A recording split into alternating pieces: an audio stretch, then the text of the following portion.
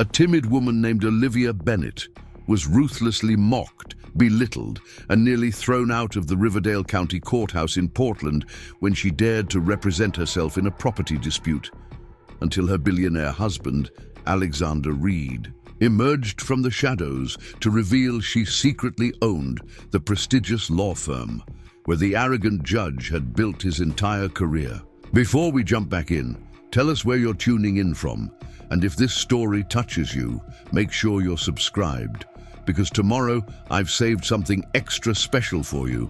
The courtroom, a stifling arena of dark wood and fluorescent. Lights erupted in chaos that Tuesday morning as Judge Harold Wilson slammed his gavel so hard, the sound reverberated against the walls. Mrs. Bennett, your ignorance of basic legal procedure is wasting this court's valuable time, he boomed, his voice dripping with contempt as Megan Taylor, the polished prosecutor, smirked from behind her expensive briefcase.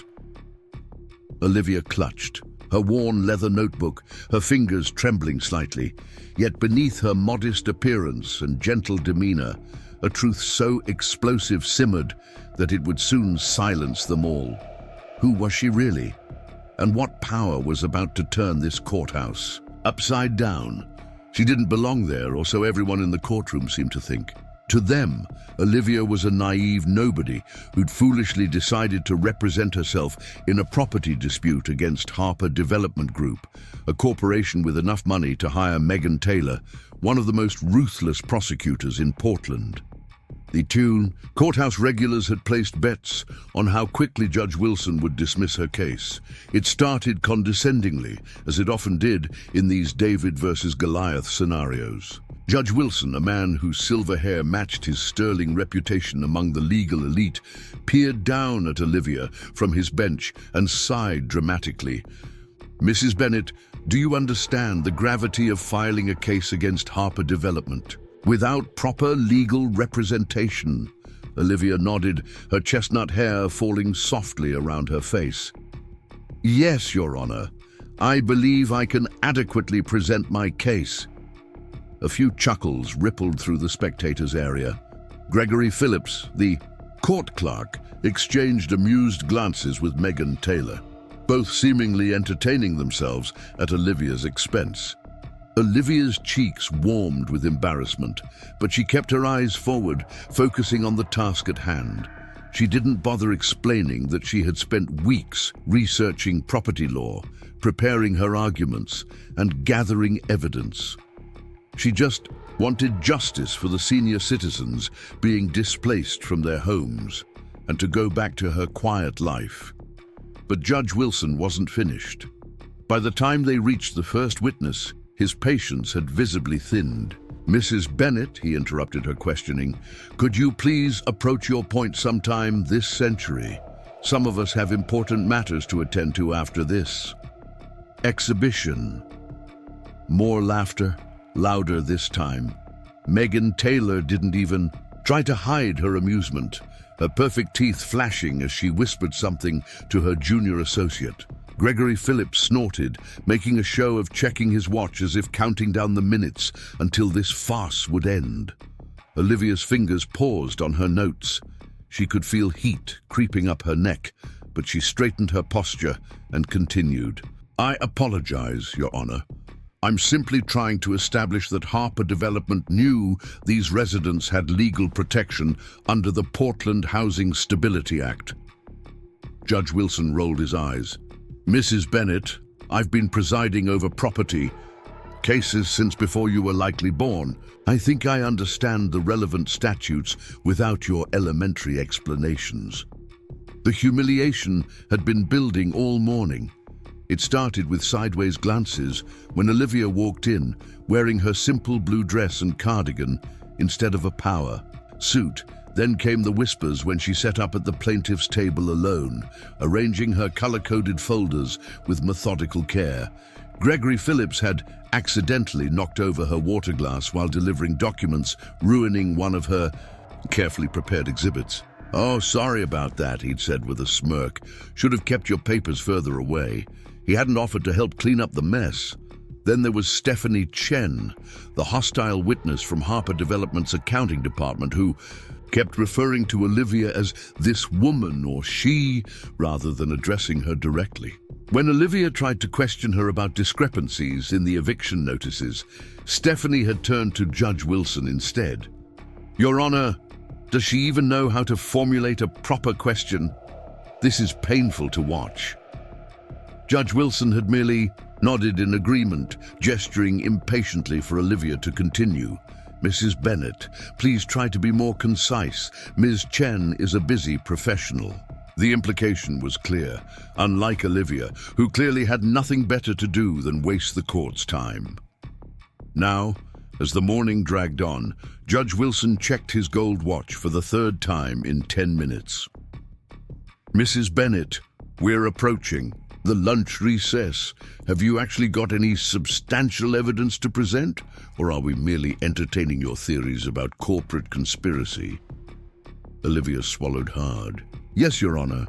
I have documentation showing that Harper Development specifically targeted buildings with elderly residents because they believed these individuals would be less likely to contest the evictions." Megan Taylor stood up, her crimson blazer as sharp as her tone. "Objection, Your Honor. Mrs. Bennett is making outrageous claims without foundation. This is precisely why people shouldn't represent themselves in court." "Sustained," Judge Wilson replied without hesitation. "Mrs. Bennett, unless you have concrete evidence rather than speculation, I suggest you reconsider wasting this court's time further." Olivia reached for her weathered tote bag, pulling out a folder of emails she had obtained through her research. "I have evidence right here, Your Honor." Gregory Phillips walked over, taking the folder from her hands with unnecessary force. "I'll take that to the judge." As he passed Megan Taylor's table, he subtly rolled his eyes, and the prosecutor covered her mouth to hide a smile. Judge Wilson barely glanced at the documents before sliding them aside. "These appear to be internal communications that may have been obtained through questionable means. Mrs. Bennett, where exactly did you get these emails?" "They were provided by a former employee of Harper Development who was uncomfortable with their practices," Olivia explained, her voice quiet but steady. "Hearsay and potentially illegally obtained evidence," Judge Wilson declared, pushing the folder away as if it contained something distasteful. "Ms. Taylor, your thoughts?" Megan rose again, confidence radiating from her tailored suit to her perfectly styled hair. "Your Honor, these documents should be stricken from the record. Furthermore, I move for immediate dismissal of this frivolous case. Mrs. Bennett clearly lacks both the evidence and the legal expertise to proceed." Judge Wilson nodded, seeming relieved to have an excuse to end the proceedings. "I'm inclined to agree.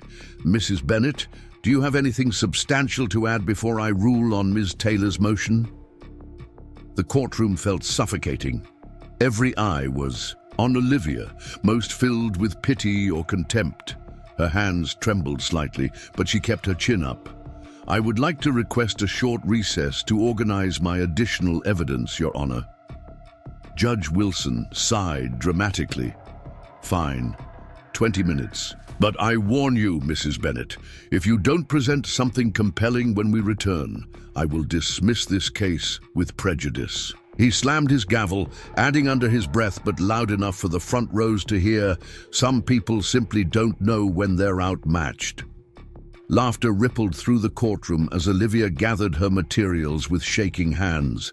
Megan Taylor didn't even bother to hide her celebration, high-fiving her junior associate as if they'd already won. Gregory Phillips smirked, making a show of clearing his throat as Olivia passed him on her way out. In the courthouse hallway, Olivia leaned against the cold marble wall, struggling to steady her breathing.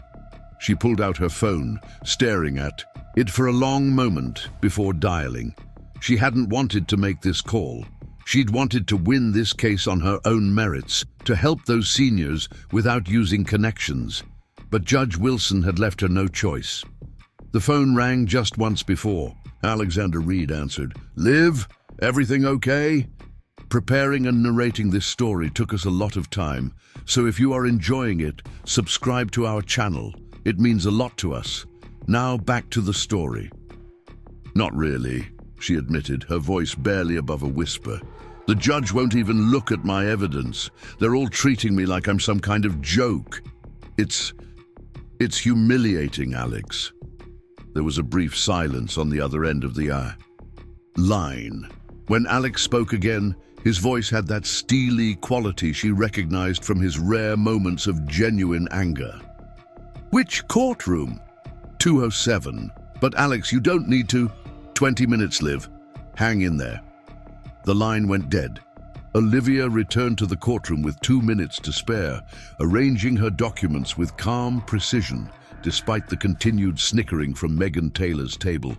Judge Wilson strode in, not bothering to hide his impatience as he adjusted his robes. Well, Mrs. Bennett, have you miraculously discovered some compelling evidence during our break? Olivia opened her mouth to respond when the heavy courtroom doors swung open. The room fell into immediate silence as Alexander Reid walked, in his tailored charcoal suit and commanding presence drawing every eye. At 6'4", with salt and pepper hair and piercing blue eyes, he was impossible to ignore. But it wasn't just his appearance. It was the quiet authority he carried, the kind that needed no introduction. Several people straightened in their seats. A junior attorney from Harper Development whispered urgently to his colleague. Even Megan Taylor's smugness faltered for a moment, her eyes widening slightly. Alexander walked directly to Olivia's table, placing a sleek leather portfolio in front of her. "Sorry I'm late," he said, his voice carrying effortlessly across the now silent courtroom. Judge Wilson cleared his throat, visibly caught off guard by the new arrival. "Excuse me, sir. We're in the middle of proceedings. You can't just walk in and—" "Alexander Reid," he introduced himself calmly, turning to face the bench. "I'll be joining Mrs. Bennett for the remainder of this case." The effect was immediate. Judge Wilson's face cycled through confusion, shock, and finally careful neutrality. "Mr. Reid, I wasn't aware you were personally involved in this matter." Alexander sat beside Olivia, his shoulder brushing hers in quiet support. "I wasn't planning to be, Your Honor, but it seems my wife is being treated with remarkable disrespect in your courtroom, and that I cannot ignore." The word wife exploded through the room like a silent bomb. Gregory Phillips dropped the pen he'd been fidgeting with. Megan Taylor's mouth opened slightly, her eyes darting between Olivia in her simple dress and Alexander Reid, CEO of Reid Enterprises, owner of half the commercial real estate in downtown Portland, and apparently husband to the woman they'd been mocking all morning. Judge Wilson recovered first, forcing a smile that didn't reach his eyes. "Mr. Reid, of course, we welcome your contribution. However, Mrs. Bennett, Mrs. Reid, has been struggling with basic procedural requirements." "Has she?" Alexander responded, his voice dangerously soft. "Or has she been denied the basic courtesy and attention this court owes to every citizen, regardless of their legal representation?" The judge tugged at his collar, suddenly looking uncomfortable. On his elevated bench, "Perhaps there have been some miscommunications." Alexander opened the portfolio, retrieving a document that he handed to Olivia. "My wife graduated summa cum laude from Stanford Law before we met. She chose not to practice commercially, instead focusing on community legal aid. She knows procedure better than most attorneys in this building." Megan Taylor paled visibly, her earlier confidence evaporating as she frantically whispered with her team. Judge Wilson cleared his throat again. "Be that as it may, Mr. Reid, we still need substantive evidence to proceed with these serious allegations against Harper Development." "The evidence my wife already provided should be sufficient," Alexander replied. "The emails clearly show intentional targeting of vulnerable populations. But if you need more—" He nodded to Olivia. Olivia stood, her posture transformed. The trembling was gone, replaced by the quiet confidence that had always been there, now unobscured by the courtroom's intimidation tactics. Your Honor, I'd like to submit these additional documents, including sworn affidavits from 3 former Harper Development executives who confirm the predatory practices outlined in my complaint. Gregory Phillips reluctantly approached to take the documents, his previous smirk nowhere to be seen. As he reached for the papers, Alexander held them back for just a moment. "Mr. Phillips, isn't it?" Alexander asked, his voice pleasant, but his eyes cold. "I believe you owe my wife an apology for your behavior this morning." Gregory's face flushed red. I apologize, Mrs. Bennett." "Mrs. Reid, it was unprofessional of me." Judge Wilson examined the new evidence with sudden, keen interest, nodding as if he'd been taking Olivia seriously all along. "These do appear to be substantive. Miss Taylor, would you like time to review these materials?" Megan Taylor stood, her confident demeanor cracked. "Your Honor, Yes, we would request a brief recess to examine these new documents." "Before we do that," Alexander interjected smoothly, "there's one more matter to address." He turned to face the courtroom at large. "It seems appropriate to disclose, for the record, that Reid Enterprises acquired controlling interest in Farrington, Wilson and Hayes 3 months ago." The courtroom went deathly silent. Judge Wilson froze. Papers suspended in midair. Farrington, Wilson and Hayes was his former law firm, the prestigious practice where he'd made his name before being appointed to the bench, and where he was counting on returning as a senior partner after his judgeship. "In fact," Alexander continued, "conversationally, I believe Judge Wilson still maintains an office there, anticipating his return after retirement. Is that correct, Your Honor?" Judge Wilson's face had gone from red to white. "Mr. Reid, this creates a potential conflict of interest that I should have been made aware of." "Indeed," Alexander agreed, "just as your documented friendship with Harper Development's CEO should have been disclosed at the beginning of these proceedings. Would you agree that creates an appearance of bias, Your Honor?" The room erupted in whispers. Judge Wilson's jaw worked silently for a moment before he gathered himself. "In light of this new information, I must recuse myself from this case, effective immediately. Court is adjourned until a new judge can be assigned." He slammed his gavel and nearly fled the bench, his robes billowing behind him. As people began filing out, many stealing glances at Alexander and Olivia, Megan Taylor approached their table with a completely transformed attitude. "Mrs. Reid, perhaps we could discuss settlement options? Harper Development is very interested in resolving this matter amicably." Alexander looked to Olivia, deferring to her judgment. She nodded slightly before responding. "Ms. Taylor, I'll have my assistant contact you tomorrow to arrange a meeting. Please bring someone with actual authority to make decisions about resident, relocation, and compensation." Megan nodded rapidly, backing away with forced politeness. The courtroom emptied until only Alexander and Olivia remained. "You didn't have to do that," Olivia said softly, gathering her materials. "Do what? Support my brilliant wife? Remind a few entitled people about basic human decency?" Alexander smiled, taking her hand. "You were handling it, Liv. I just sped things up a bit." "They thought I was nothing," she mused, glancing around the now empty courtroom. "Just because I didn't wear designer clothes or arrive with an entourage." "Their mistake," Alexander replied. "Most people can't see past appearances. It's their loss." As they walked toward the exit, Gregory Phillips hovered awkwardly by the door.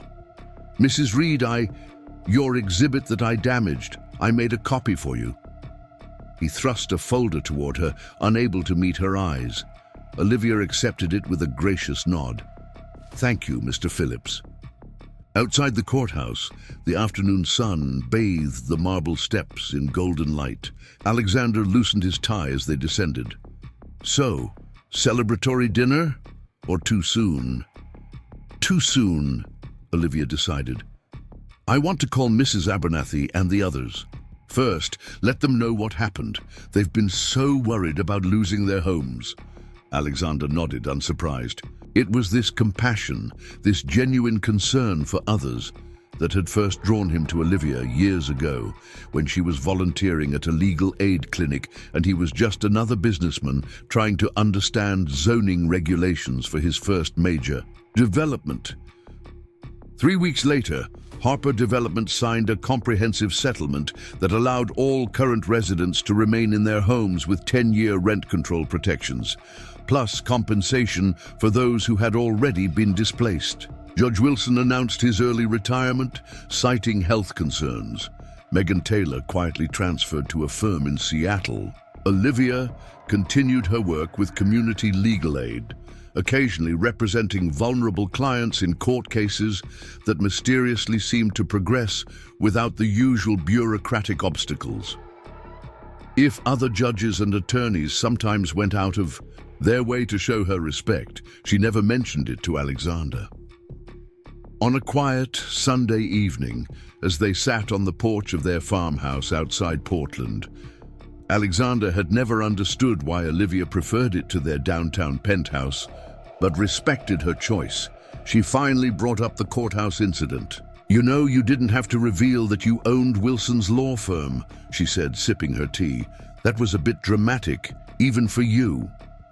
Alexander grinned, unrepentant. "I didn't do it for drama.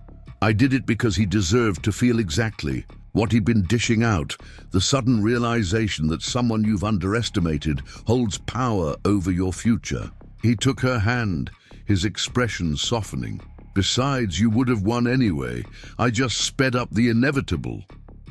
Olivia smiled, watching the sunset paint the sky in shades of orange and purple. She'd faced the worst of legal intimidation and emerged victorious. Not because of her husband's connections, but because she'd done the work, gathered the evidence, and stood her ground. Alexander had simply made sure they felt the consequences of their arrogance. "Justice doesn't always arrive on schedule," she mused, "but it does arrive." Alexander kissed her forehead, his pride evident, "especially when you're driving the train." The property dispute case became something of a legend in the Portland legal community, a cautionary tale about making assumptions based on appearances. And if some attorneys became more careful about how they treated seemingly ordinary people in court, well, that was just an unexpected benefit of justice served. If this story of dignity and justice resonated with you, hit that like button, share it with someone who needs to hear it, and don't forget to subscribe for more stories that warm the heart and remind us that sometimes justice wears unexpected faces. Drop a comment below about a time when you or someone you know was underestimated.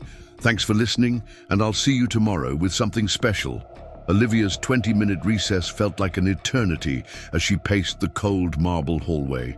Outside courtroom 207, the harsh fluorescent lights buzzed overhead, casting unflattering shadows that matched her mood.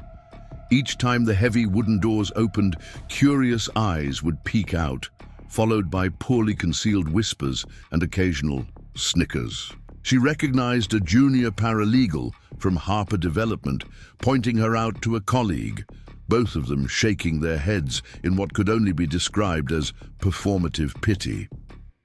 Finding a quiet alcove near the water fountain, Olivia leaned against the wall and closed her eyes. The morning's humiliation played on repeat in her mind. Judge Wilson's dismissive tone, Megan Taylor's predatory smirk, Gregory Phillips deliberately knocking over her carefully prepared exhibits. The courthouse, a place meant to deliver justice, had become an arena for her public shaming, simply because she lacked the expensive suit and prestigious law firm backing her opponents flaunted so proudly. She clutched her worn leather notebook tighter against her chest. Inside were weeks of meticulous research, testimonials from elderly residents facing eviction, and documented evidence of Harper Development's predatory practices. None of it mattered. If Judge Wilson wouldn't even deign to examine it properly, The system wasn't designed for people like her, people without connections or resources, people who dared to challenge powerful interests without the right credentials displayed on their office walls.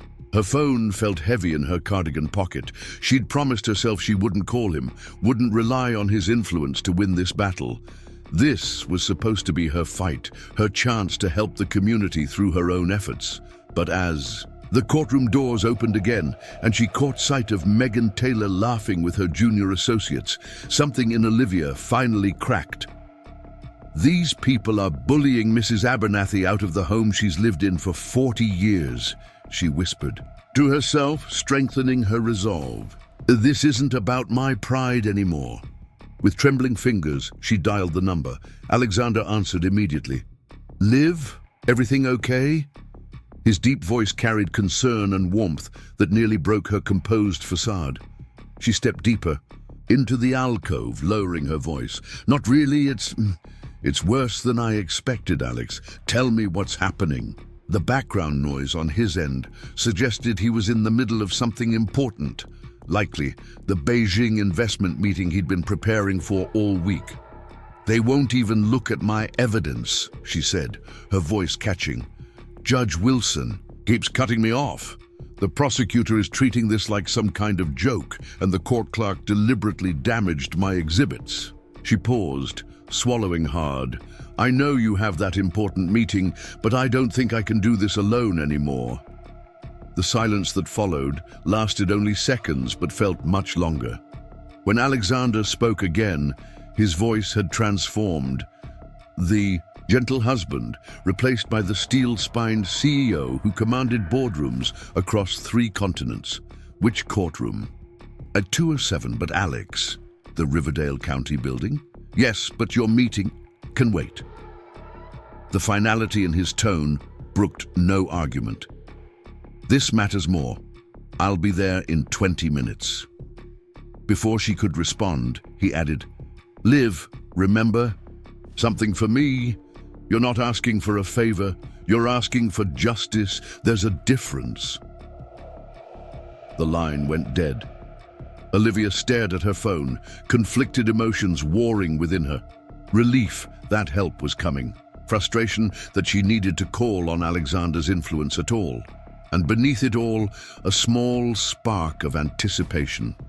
For months, she'd listened to Judge Wilson's reputation for fairness being lauded throughout Portland's legal circles. Today had revealed the truth.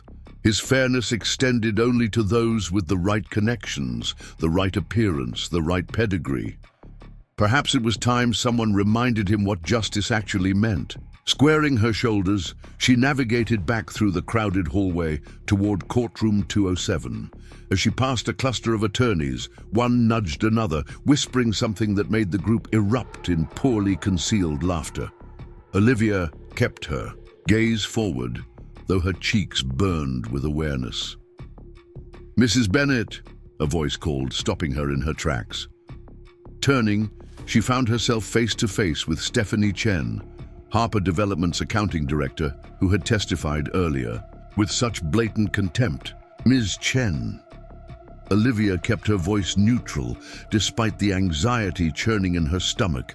Stephanie stepped closer, lowering her voice to ensure only Olivia could hear. A piece of friendly advice. Walk away now. Save yourself further embarrassment. These seniors signed contracts, and Harper Development has the best attorneys in the state. Someone like you can't win this.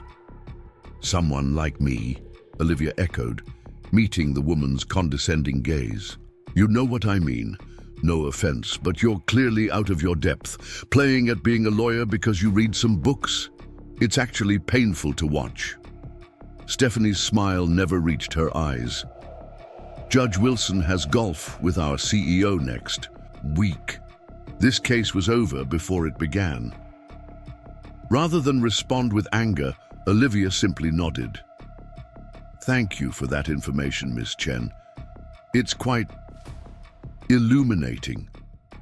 She made a mental note to add this conversation to her growing list of procedural irregularities. Stephanie seemed disappointed by Olivia's calm response. With a shrug, she returned to Megan Taylor's huddle near the courtroom doors, immediately leaning in to share what appeared to be a particularly amusing observation, if their renewed laughter was any indication. The bailiff emerged to announce that court would reconvene in 5 minutes. Gathering her courage, Olivia returned to the plaintiff's table, deliberately ignoring the stares and whispers that followed her. She arranged her documents once more, checking her watch surreptitiously. Alexander would be cutting it close. Judge Wilson swept back into the courtroom with his robes billowing, his expression making it clear that his patience had expired during the recess. He settled into his chair with a flourish, adjusting his glasses as he stared down at Olivia. "Mrs. Bennett, I've given you ample opportunity to present substantive evidence for your allegations against Harper Development. My time is valuable, as is the court's.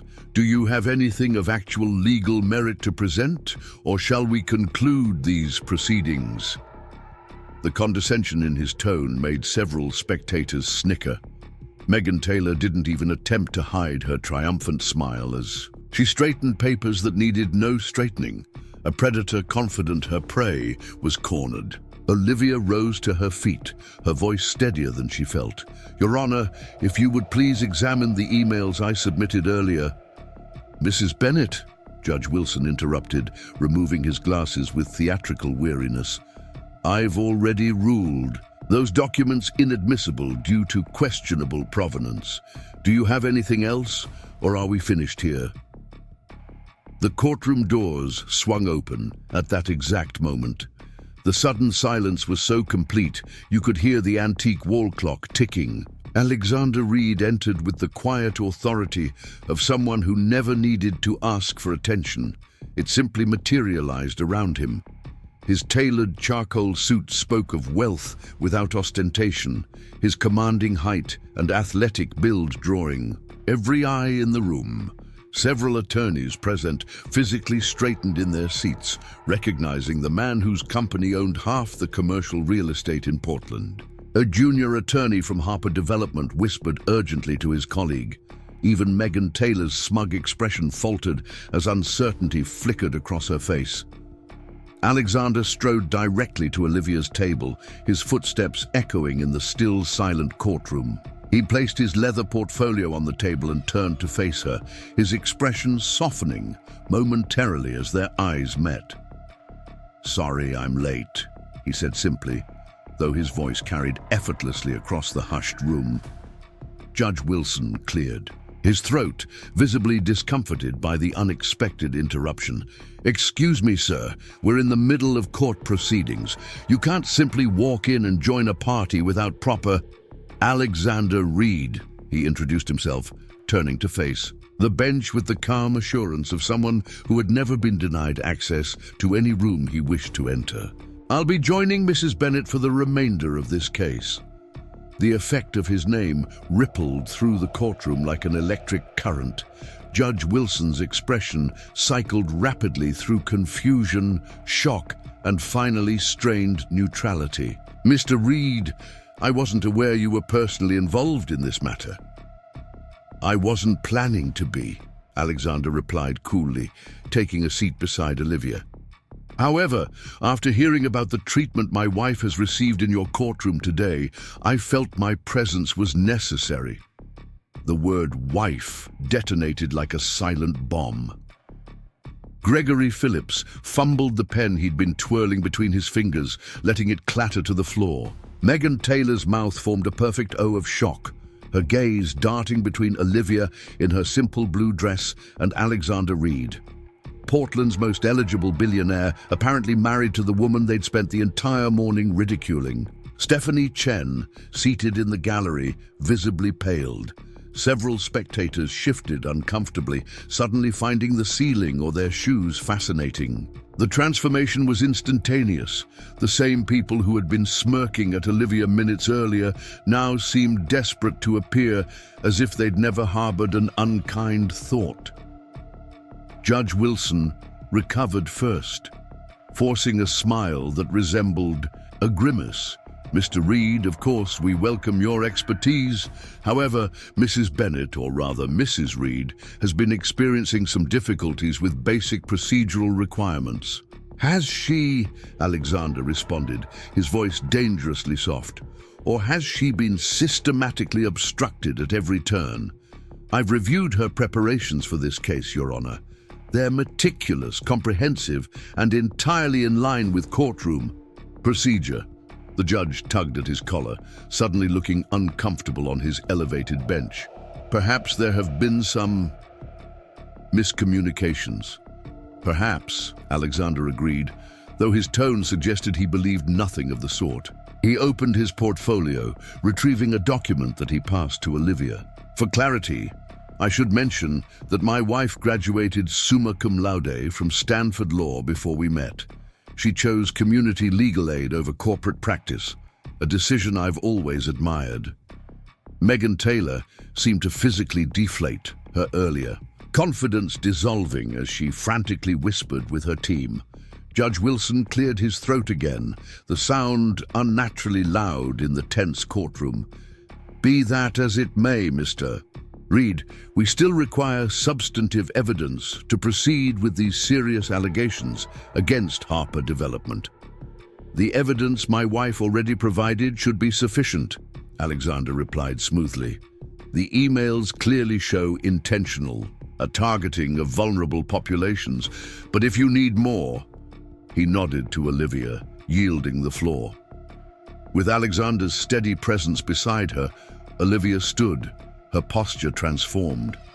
The trembling uncertainty was gone, replaced by the quiet confidence that had always been there, merely obscured by the courtroom's intimidation tactics.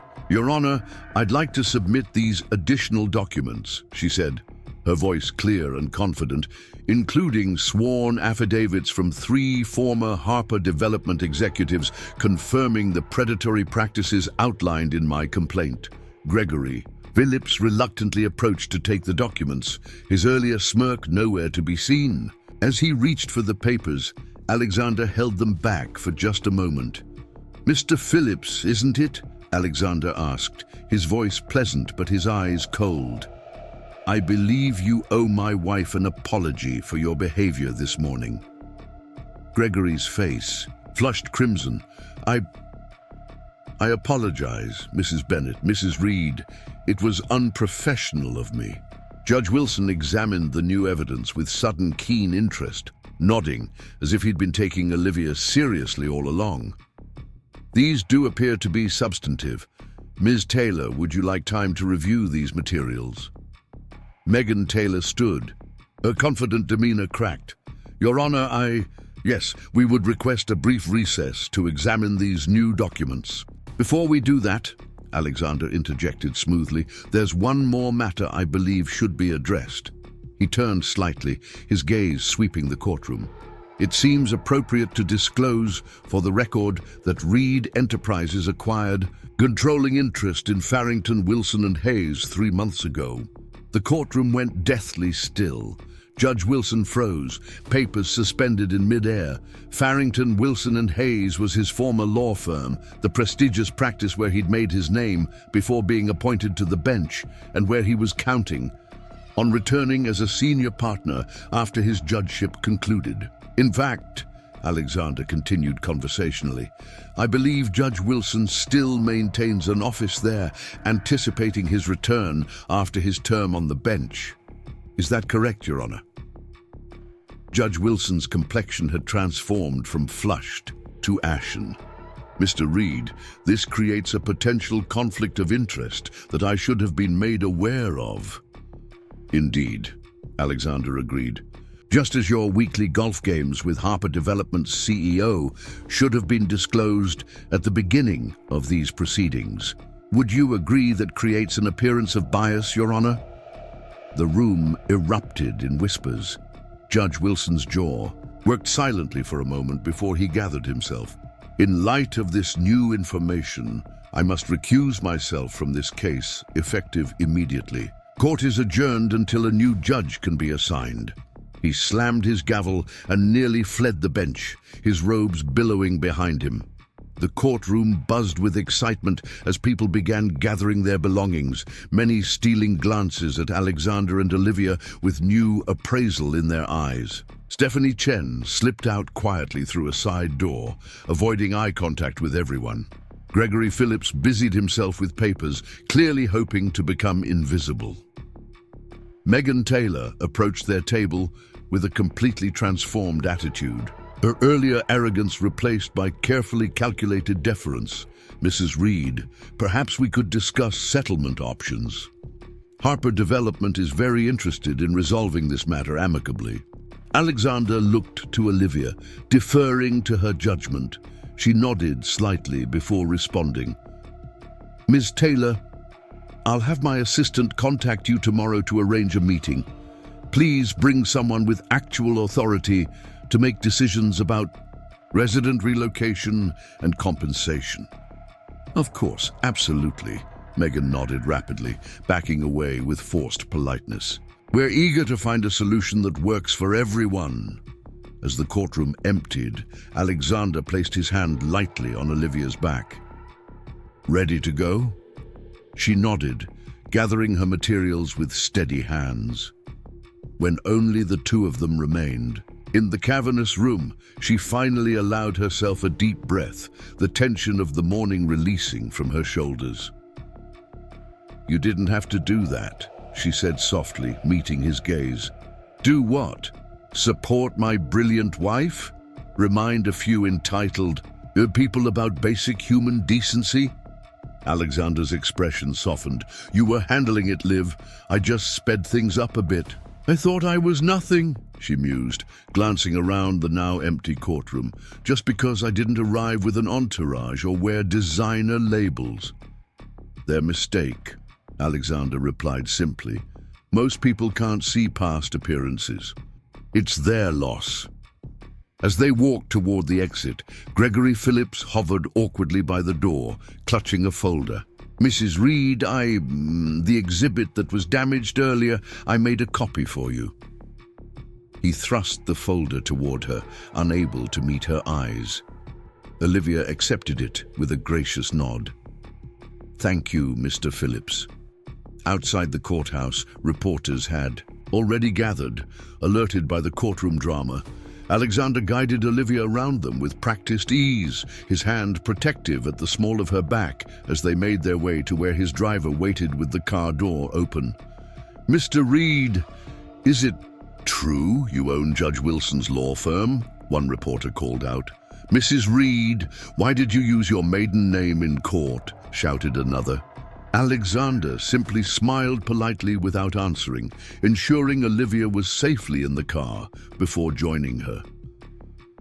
As the privacy glass rose, shielding them from the curious stares, Olivia finally allowed herself to slump against the leather seat. "That," she said with feeling, "was not how I expected my day to go." Alexander loosened his tie, his formal courtroom persona melting away. "Funny, I was just thinking the same thing. I was supposed to be negotiating with Beijing investors right now." Guilt flashed across Olivia's face. "Alex, your meeting can be rescheduled," he finished firmly. "This was more important." He reached for her hand, his expression growing serious. "Why didn't you tell me how bad it was getting? I knew you were representing the Riverside seniors, but you never mentioned the level of obstruction you were facing." Olivia sighed, staring out at the Portland streets passing by. "I wanted to handle it myself. These people, Mrs. Abernathy, Mr. Delgado, all of them. They trusted me to help them. Not Alexander Reid's wife, but me, Olivia Bennett, the volunteer from the community legal clinic." She turned back to him. "Using your name felt like cheating, somehow." Alexander studied her for a long moment. "You know what I think? I think you're the only person I know who would consider using every available resource to help vulnerable people cheating." His thumb traced circles on her palm. "That courthouse has seen countless corporate attorneys leverage every connection. They have to win cases for wealthy clients. Why should you fight with one hand tied behind your back when you're the one actually trying to do some good? The truth of his words settled over her. I suppose that's fair. I've spent so long trying to make my own way, separate from your world. Our world, he corrected gently. And believe me, I understand. It's one of the things I love most about you, your fierce independence. But sometimes, Liv, the right tool for the job is a sledgehammer. His eyes crinkled with amusement, and in that courtroom, I was definitely the sledgehammer. That drew a genuine laugh from her, the tension of the day finally breaking. You certainly were. Did you see Judge Wilson's face when you mentioned owning his firm? I thought he might actually faint, Alexander admitted, not bothering to hide his satisfaction. Couldn't have happened to a more deserving person. As their driver navigated through downtown traffic, Olivia's phone buzzed with a text from Mrs. Abernathy. Heard something happened at court today. Are you okay? Should we be worried? The simple message reminded her why she'd taken on this fight in the first place. It wasn't about proving herself or winning a legal battle.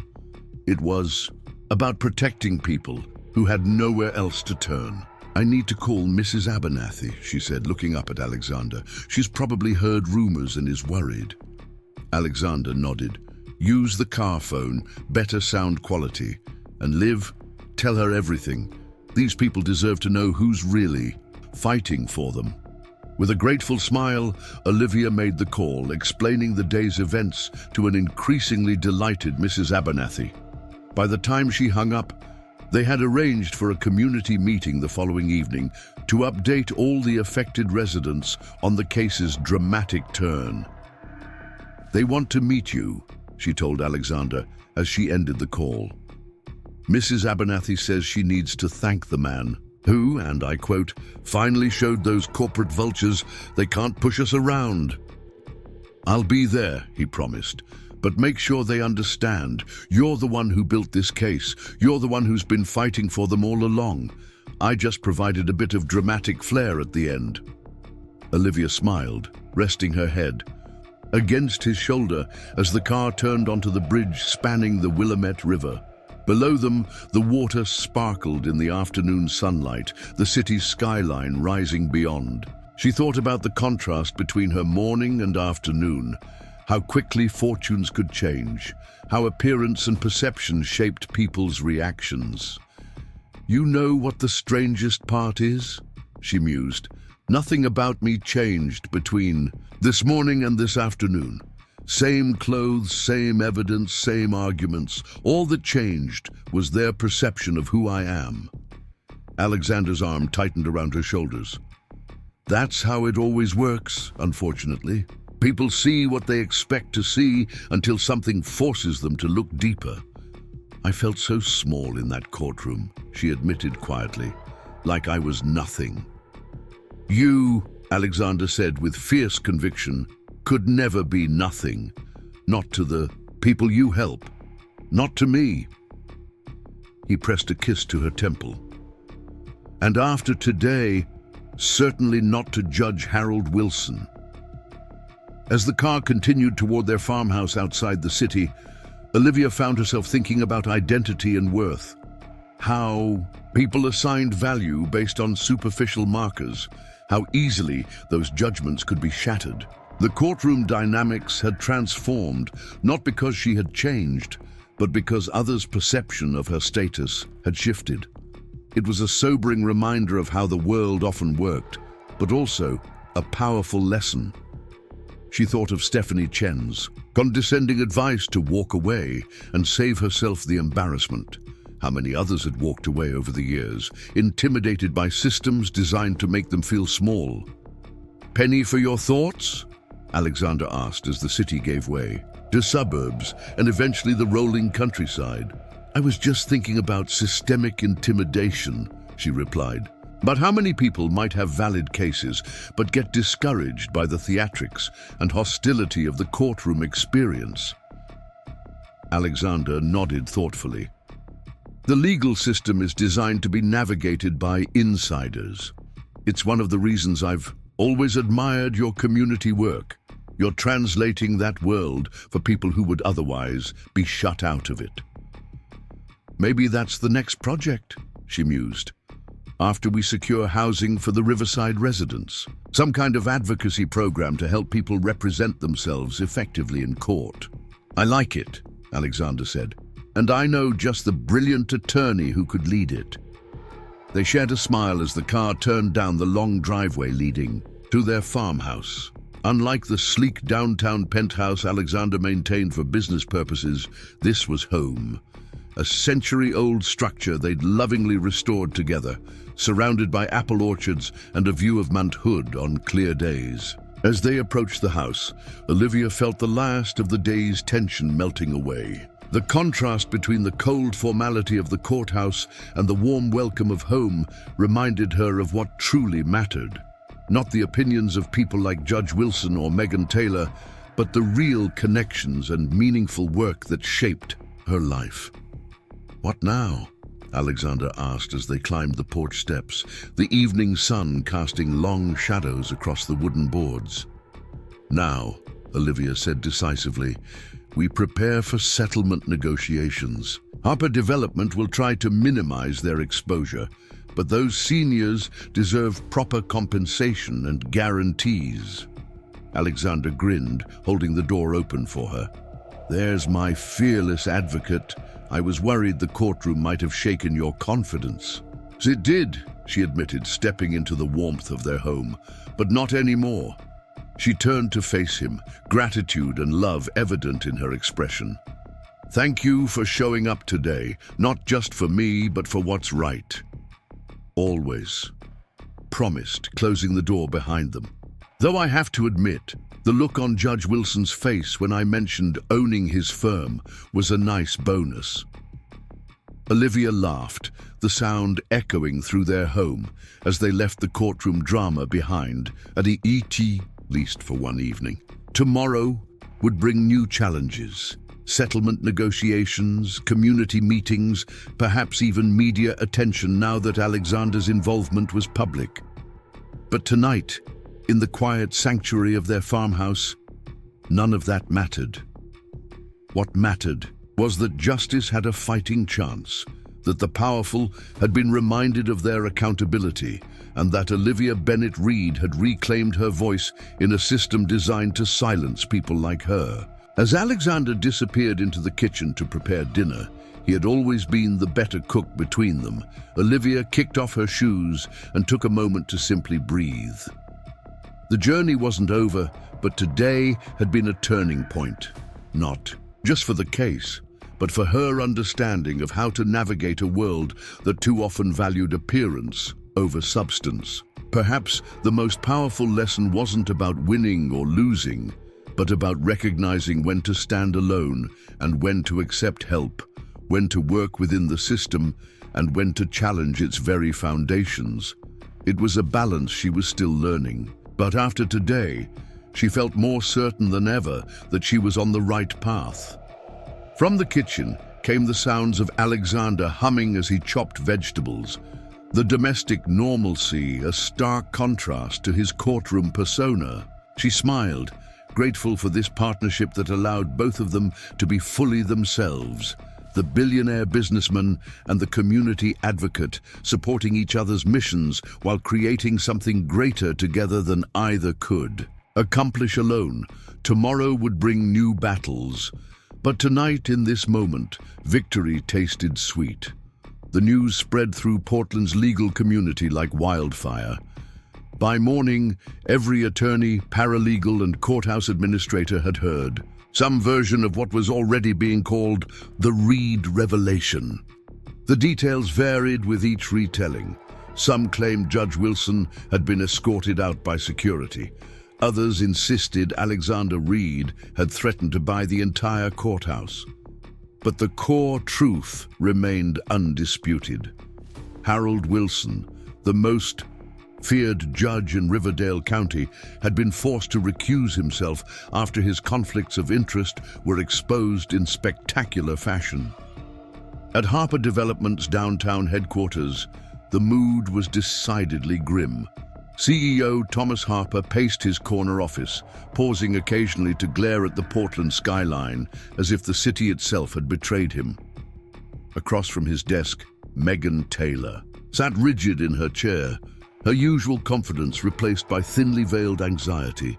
"Let me understand this correctly," Harper said, his voice dangerously calm. "You spent an entire morning mocking and belittling a woman who turned out to be Alexander Reid's wife. The same Alexander Reid who owns half this city. The same Alexander Reid whose company just acquired the firm where Wilson expects to return after his judgeship." Megan swallowed visibly. "Sir, there was no way to know—" "Did you even bother to research her?" Harper interrupted. "Or were you too busy showboating in court to do your actual job?" "She was using her maiden name," Megan protested weakly. "Bennett, not Reid, and she arrived alone, dressed like, well, not like a billionaire's wife." Harper stopped pacing to fix her with a withering stare. "So you judged her by her appearance rather than her arguments. Brilliant strategy, counselor." Megan shifted uncomfortably. "We've already reached out to schedule settlement discussions. If we move quickly, perhaps we can contain the damage." "Contain the damage?" Harper's laugh held no humor. Reid Enterprises just filed a formal ethics complaint against Wilson this morning. The media is already circling. Every senior facing eviction in our properties is suddenly calling tenant rights organizations. He slammed his hand on his desk. "This isn't about one property anymore. This is about our entire development strategy in Portland." The intercom buzzed, interrupting his tirade. "Mr. Harper, the board members are assembled in the conference room for the emergency meeting." Harper straightened his tie, composing himself. "Find me a solution, Taylor, a generous one. I don't care what it costs." As he strode toward the door, he added over his shoulder, "And Taylor, if I lose board support over this debacle, you'll be looking for a new job, probably in a new state." The door closed behind him with a decisive click, leaving Megan alone with the wreckage of what should have been a simple case against an outmatched opponent. She opened her laptop, searching Olivia Bennett Reid with trembling fingers. The results made her stomach sink further. Stanford Law, summa cum laude, former rising star at Halloway and Chen before leaving to focus on community legal aid, married to Alexander Reid in a private ceremony 3 years ago, founder of the Riverside Community Advocacy Project. All information that should have been in her case preparation. All information she had overlooked because she'd seen a woman in a simple blue dress with a worn leather notebook and decided that no further research was necessary. Meanwhile, across town, at the Salem Street Coffee House, Olivia sat surrounded by a group of elderly residents from the Riverside apartments. Mrs. Abernathy, a sharp-eyed woman in her 80s, reached across the table to pat Olivia's hand. "I always said you were an angel sent to help us," she declared to murmurs of agreement from the others. "But I never guessed you were married to Alexander Reid himself." Olivia smiled warmly. "I prefer to keep my work separate from Alex's business interests. This case was never about who I'm married to. It's about your rights as tenants." Mr. Delgado, a retired postal worker with thick glasses, leaned forward. "But now that the cat's out of the bag, so to speak, what happens next? Is it true the judge had to step down?" "Yes," Olivia confirmed. "Judge Wilson recused himself. Due to conflicts of interest, the case will be reassigned to a new judge, but honestly, I don't think it will come to that. Harper Development has already reached out about settlement discussions." "Settlement?" Mrs. Abernathy looked skeptical. "You mean they want to pay us to go away quietly?" Olivia shook her head. "Not necessarily. A good settlement could include guaranteed housing, rent control provisions, relocation assistance for those who want it, and compensation for the stress you've all endured." "And they'd agree to that?" Mr. Delgado asked doubtfully. "They might," came a deep voice from the cafe entrance. Alexander Reid stood there, casually dressed in jeans and a sweater that belied his billionaire status. "Especially since the alternative is a very public trial with a very motivated attorney." The seniors turned to stare, many of them seeing Alexander in person for the first time. He approached with an easy smile, greeting each resident by name. He had clearly done his homework before taking a seat beside Olivia. "Mr. Reid," Mrs. Abernathy said, recovering her composure first, "we were just discussing our case." "Please, call me Alex," he replied, "and I hope I'm not interrupting. I just wanted to meet the people my wife has been fighting so hard to protect." More. As Alexander chatted with the residents, answering their questions about real estate development and property values with remarkable patience, Olivia observed the interaction with quiet pride. This was the man behind the power suits and boardroom negotiations, genuinely engaged with these seniors, treating their concerns with the same seriousness he would give to international investors. Their impromptu meeting lasted nearly 2 hours, with Alexander eventually pulling out his phone to take notes on specific concerns raised by the residents. By the time they said their goodbyes, the group had outlined a comprehensive settlement proposal that addressed not just immediate housing needs, but long-term community stability. "We'll present this tomorrow," Olivia told them as they parted, "and I promise I won't accept anything less than what you deserve." Later that evening, as they drove back to their farmhouse, Alexander glanced at Olivia with amusement. "You realize you just had me commit to funding an entire community center as part of the settlement package?" She smiled innocently. "Did I thought Mrs. Abernathy suggested that." "Mrs. Abernathy suggested a meeting room. You're the one who expanded it to a full community center with legal aid offices." "Well," Olivia mused, "if Harper Development wants this problem to disappear quietly, they'll need to demonstrate real community investment. Besides, you can afford it." Alexander laughed, his eyes crinkling at the corners. "I knew there was a reason I married you. That brilliant legal mind, always 3 steps ahead." The next morning brought another dramatic shift in the case. As Olivia prepared for the settlement meeting, her phone buzzed with a news alert. "Breaking. Ethics investigation. Opened against Judge Harold Wilson." Alexander peered over her shoulder at the headline. That was fast. "Too fast," Olivia frowned. "Alex, please tell me you didn't push for this investigation." "I didn't have to," he replied, pouring coffee into travel mugs. "Apparently, several attorneys came forward overnight with similar complaints about Wilson's connections to corporate litigants. Once someone broke the silence, others followed." Olivia absorbed this information thoughtfully. "So, our courtroom drama was just the catalyst. Sometimes all it takes is one person refusing to be silenced," Alexander said, handing her a mug. "Ready to negotiate." The meeting took place in a neutral location, a conference room at the Portland Community Foundation building. When Olivia and Alexander arrived, they found Megan Taylor already seated alongside Thomas Harper himself, a clear indication of how seriously the company was now taking the case. Harper stood as they entered, his expression carefully neutral. "Mrs. Reid, Mr. Reid, thank you for meeting with us." The formal acknowledgement of her married name wasn't lost on Olivia. She responded with professional courtesy. "Thank you for making time, Mr. Harper." As they settled into their seats, the power dynamic couldn't have been more different from the courtroom. Megan Taylor avoided eye contact, her earlier condescension replaced by meticulous note-taking. Harper led the discussion himself, presenting their initial settlement offer with unusual deference. When he finished, Olivia glanced at the document without touching it. "While I appreciate the gesture, Mr. Harper, this doesn't adequately address my client's concerns. It's 3 times the market rate for relocation assistance," Harper pointed out. Relocation isn't what they want, Olivia replied calmly. They want to stay in their homes. They want security. She slid forward her own proposal, the one crafted with the residents the previous day. This is what a meaningful settlement looks like.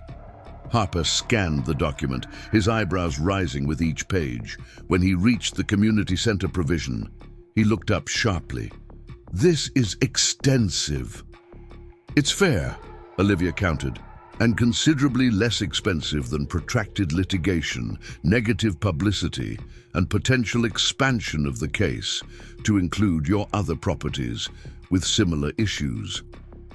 Alexander, who had remained silent until this point, spoke up. Thomas, I've reviewed the financials. The impact on Harper Development's bottom line would be minimal compared to the goodwill you'd generate. Not to mention the potential tax advantages of the community investment portions. A flicker of resignation crossed Harper's face. He recognized when he was outmaneuvered. We'll need to make some adjustments. Of course, Olivia agreed. But the core provisions are non-negotiable. 3 hours later, they emerged with a comprehensive agreement. All current Riverside residents could remain with 10-year rent control protections. Those who preferred to relocate would receive generous assistance packages, and Harper Development would fund the construction of a community center with dedicated space for legal aid services. As they signed the preliminary papers, Harper looked directly at Olivia. I underestimated you, Mrs. Reid. It won't happen again. Perhaps the lesson, she suggested quietly, is not to underestimate anyone, regardless of their appearance or resources. Harper nodded thoughtfully before gathering his materials. As he and Megan prepared to leave, he paused. For what? It's worth. I knew nothing about Wilson's behavior in court. That's not how I expect my company to be represented. I believe you, Olivia replied, and I hope this settlement represents a new approach to community development for Harper. When they were alone, Alexander pulled Olivia into a celebratory embrace. You did it, everything those seniors wanted and more. We did it, she corrected, returning his hug. I wouldn't have gotten this far without you. You would have found a way, he insisted. You always do. I just helped speed things along. The news of the settlement spread quickly through Portland's legal and real estate communities. The ethics investigation into Judge Wilson expanded as more attorneys came forward with accounts of his preferential treatment of corporate clients and conflicts of interest. Within weeks, he announced his early retirement, citing health concerns that few believed. Megan Taylor quietly transferred to a firm in Seattle, her reputation in Portland irreparably damaged by her behavior in court. Gregory Phillips found himself reassigned to document review, his path to partnership suddenly obstructed by partners concerned about his professional judgment. Meanwhile, Olivia returned to her community legal work with renewed purpose. The publicity surrounding the case brought new attention to tenant rights issues throughout Portland, leading to an influx of volunteers and donations to her Riverside Community Advocacy Project. The final component of the settlement, the community center, broke ground 3 months later. At Alexander's insistence, it would be named after Mrs. Abernathy, honoring her decades of community leadership. On a crisp autumn evening 6 months after the courtroom confrontation, Olivia and Alexander sat on the porch swing of their farmhouse, watching the sunset paint the sky in brilliant orange and purple. A stack of legal briefs sat forgotten beside them as they enjoyed a rare moment of tranquility. I had an interesting call today, Alexander mentioned casually. From the governor's office. Olivia raised an eyebrow. About? They're looking to fill a judicial appointment, family court division. They asked if I might know any attorneys with a strong commitment to community justice and the backbone to stand up to power. His eyes twinkled. I might have mentioned your name. Olivia nearly choked on her tea. A judgeship? Me? Why not you? You've got the qualifications, the experience, and now a rather public demonstration of your commitment to ethical practice. Adieu. She was silent for a long moment, contemplating the possibility. I've always worked outside the system. Being a judge would mean working within it. True, Alexander acknowledged, but systems change from both outside and inside. Maybe it's time for judges who understand what it's like to stand alone in a courtroom, facing overwhelming opposition. Olivia gazed out at their apple orchard, considering, I'd have to use my married name officially. No more separation between my work and your world. Our world, he corrected gently. And maybe that's not such a bad thing. You've earned every opportunity that comes your way, Liv. Your name, whichever one you choose, doesn't change that. As darkness settled around them, Olivia thought about the journey that had brought her here. From the humiliation in that courtroom to the possibility of sitting on the bench herself, a transformation she could never have imagined that Tuesday morning when Judge Wilson had treated her with such contempt. You know what the real irony is, she said finally. If Wilson had just treated me with basic professional courtesy, if he'd simply looked at my evidence fairly, none of this would have happened. His own arrogance brought him down. Alexander nodded thoughtfully. That's often how it goes. The powerful forget that their position depends on others' perception of their legitimacy. I'll consider the judgeship, Olivia decided. Not because of what happened with Wilson, but because maybe the system needs people who remember what it feels like to stand on the other side of the bench. Alexander smiled, wrapping an arm around her shoulders as the first stars appeared in the darkening sky. Whatever you decide, I'm with you. Judge Bennett, Judge Reid, or community advocate extraordinaire, you're still changing the world, one case at a time. Olivia leaned into his embrace, reflecting on how a single moment in a courtroom had rippled outward, transforming not just her life, but an entire community.